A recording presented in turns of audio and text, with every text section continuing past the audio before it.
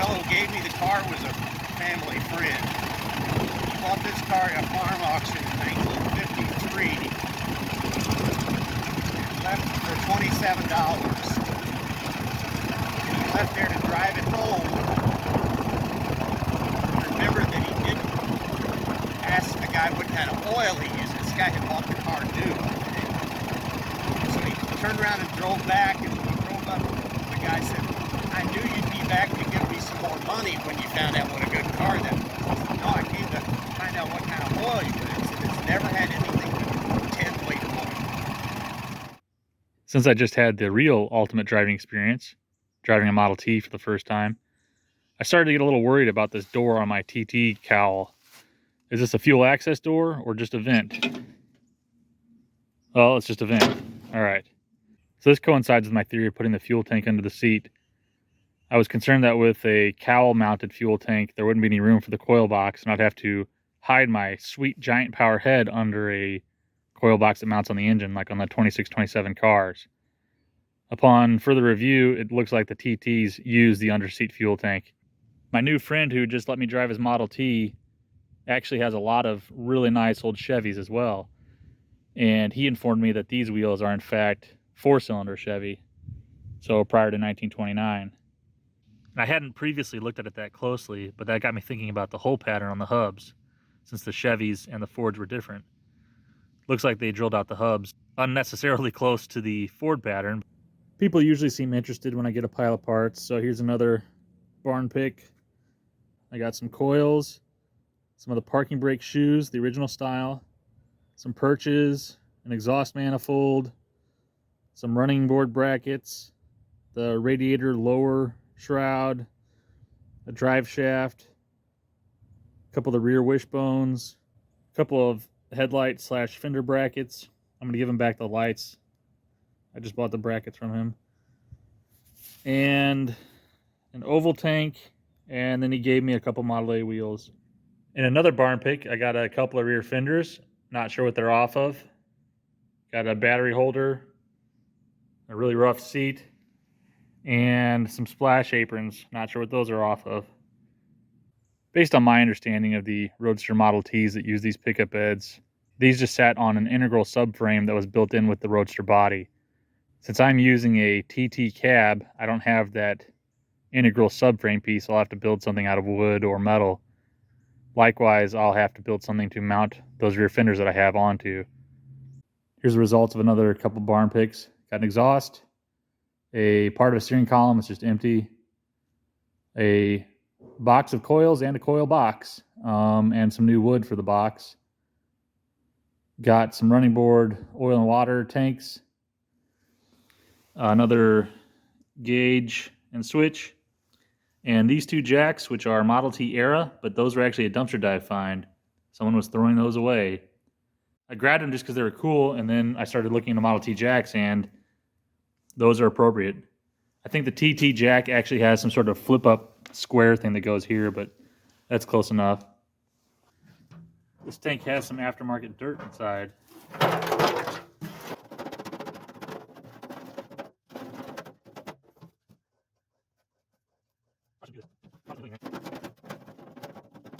It's like when you drop a pick inside an acoustic guitar.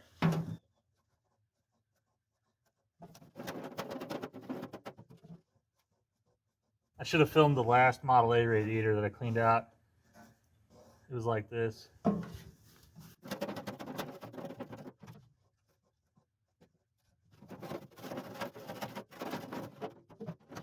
guessing there are baffles in here, and whatever I'm knocking around is in between some of them.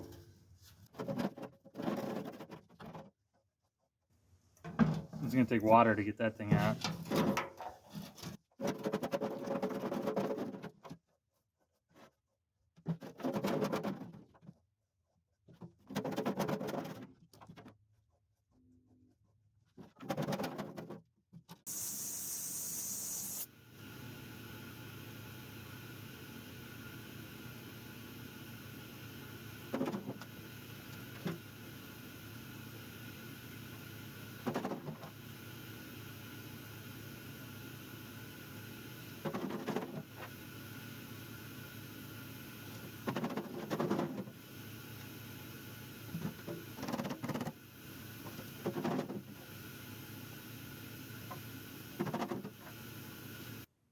Here's a round tank I recently found.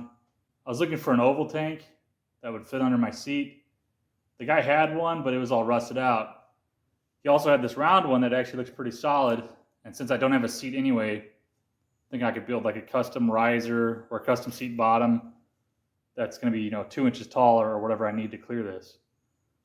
When I went to remove the gas cap, it just shattered it in my hands, and I tapped a few pieces in there. Of course, that leaves the thread section remaining. I just took a hacksaw blade and made a few slices across it to hopefully encourage it to break apart.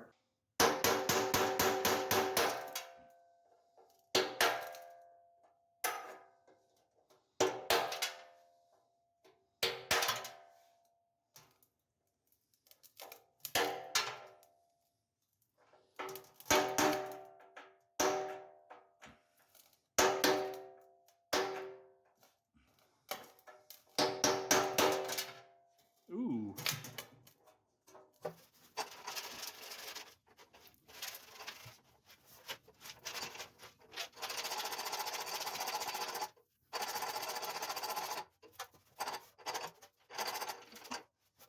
I think that's going to conclude the gas tank shaking portion of the program. In the last video, I pulled off this homemade toolbox thing because it was in the way. I should probably go through it and see if there's anything important, because it's kind of just full of dirt right now. Actually frozen dirt right now.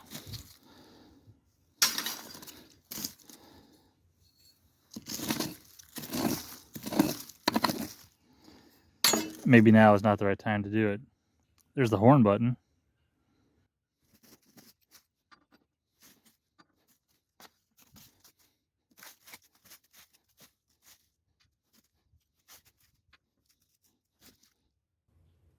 I keep pulling these out of here.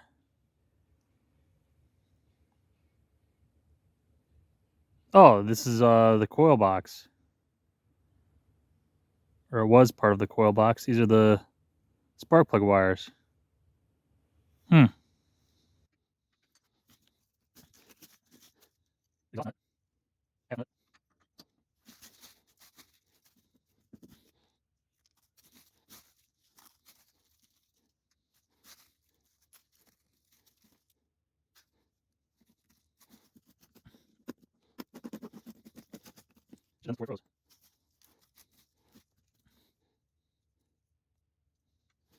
I'm surprised it didn't have a hinged lid for a seat. It was just a toolbox. It's a new day, so maybe it's thawed out a little bit.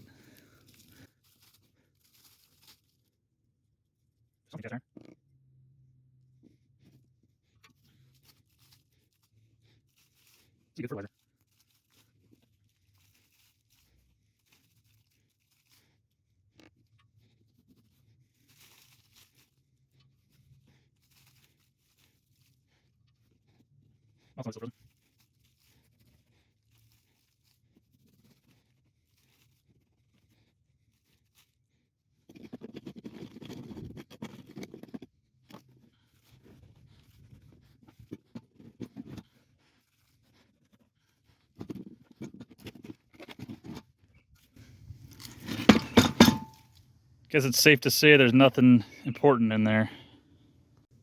It's time to stop messing around and just remove the hogshead.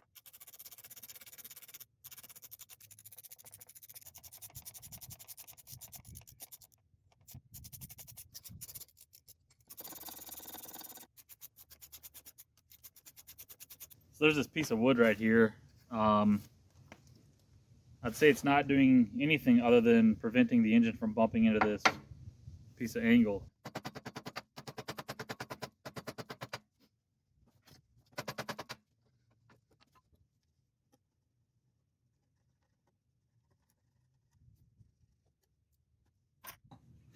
There's not much going on there. Still, I should probably loosen these up a bit. Loosen that. Remove that. I'm not sure how much of this is connected inside.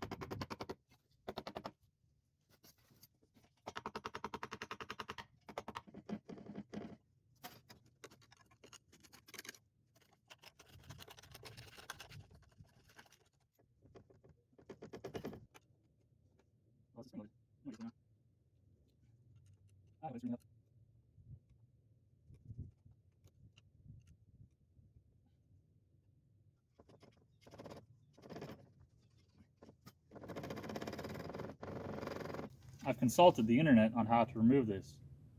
They say you may need to slide your rear end back. Oh, okay, I think I already did that. They say you may need to loosen the bands. I already did that. They say you should tie the bands together so you don't have them coming apart. I'm not too concerned about that. They also say that you should lift up here, slide it back. The thing is, this one seems to be stuck up front, lifting up against something. There's no starter in here, so it's not getting stuck on a Bendix. Oh, it's the most it's lifted. It's just stuck on this corner for some reason.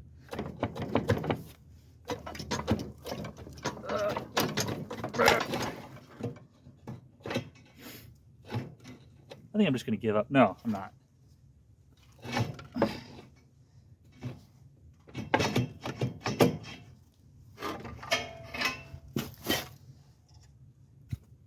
Okie dokie. Well, first thing I notice is I have a ring gear. So this will take a starter. It was stuck in this area, but there was nothing there. It was just dirt. It was just this rust and dirt holding it in that corner. Okay, so here's the planetary gears. Pretty cool.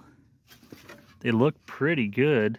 These drums don't appear to have any grooves in them. Now I see why I should have used a wire to hold those together. The angle of the pan as these expand wants to just jam them all together, so not a huge deal.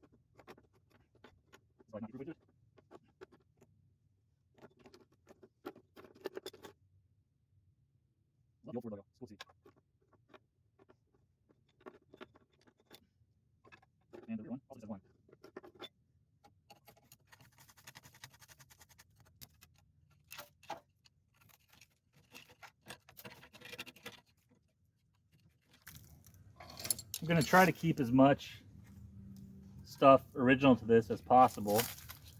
I'm seeing some holes in this part of the pan though. If I need to get a different pan, I'll get one of the later pans where you can access all 4 connecting rods.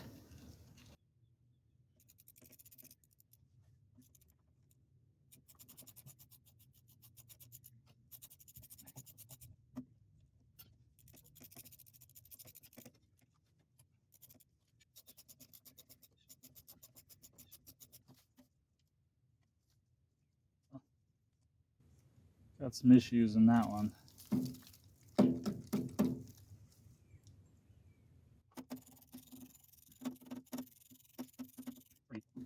Convoluted series of bolts that hold this one on.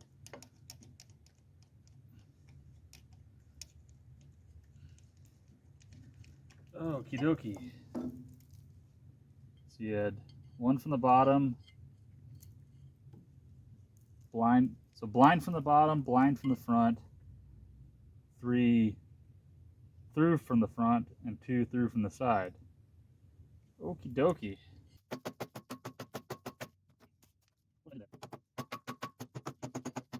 I've got a jack stand under the back of it. This is holding up the front for now, so I'm not too concerned about this side stuff. Notice my oil cap on here. It'd be cool to save this. Cotter pins. Has a little breather.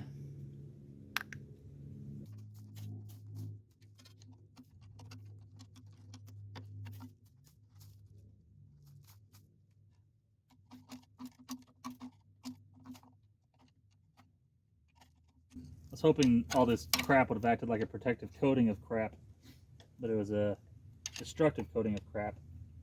It's interesting that I see a lot of fan brackets that are just straight. And the only ones that have any sort of angle to them, angle this direction, not this direction.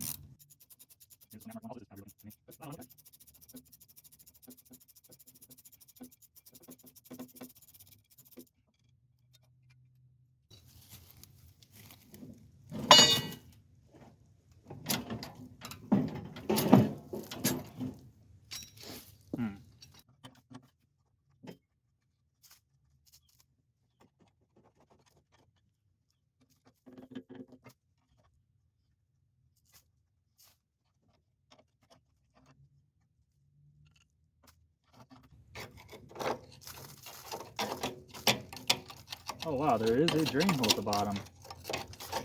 That would have been nice if that wasn't clogged up.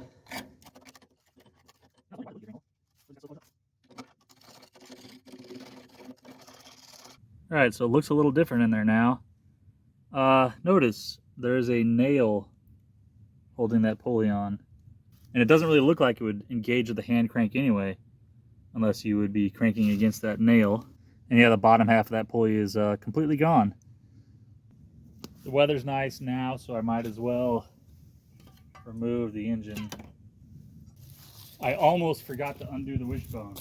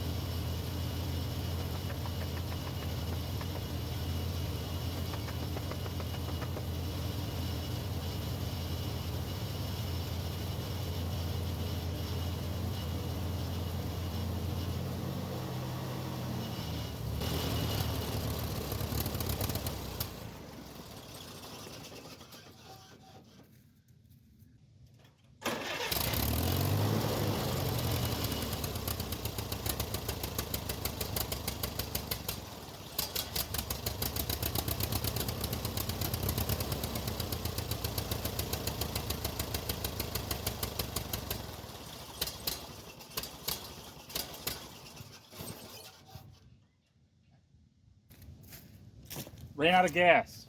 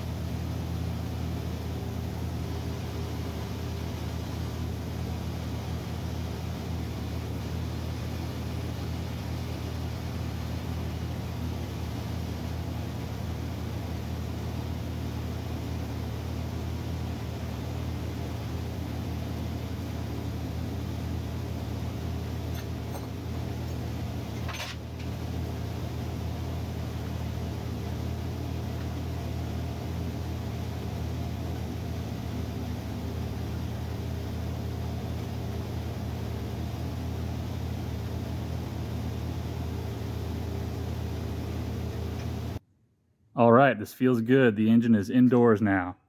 I will tear it down this winter, see how things look. And if you've seen my first video on this project, yep, that's a Perkins diesel. I need to get those two things off of there already. They've been annoying the whole time. They got to go. I wonder if this bar and the one that was up here are the actual cross pieces that go between the running board brackets.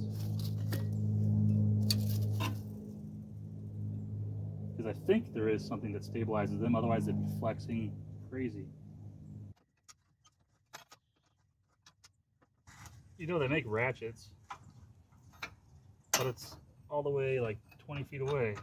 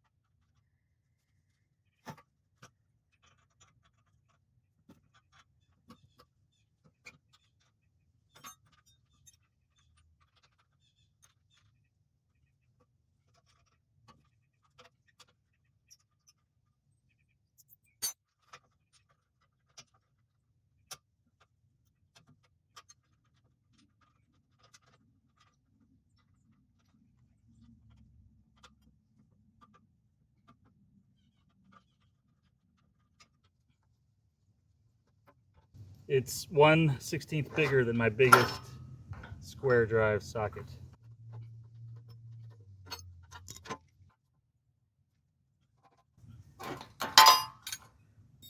Okay, thanks.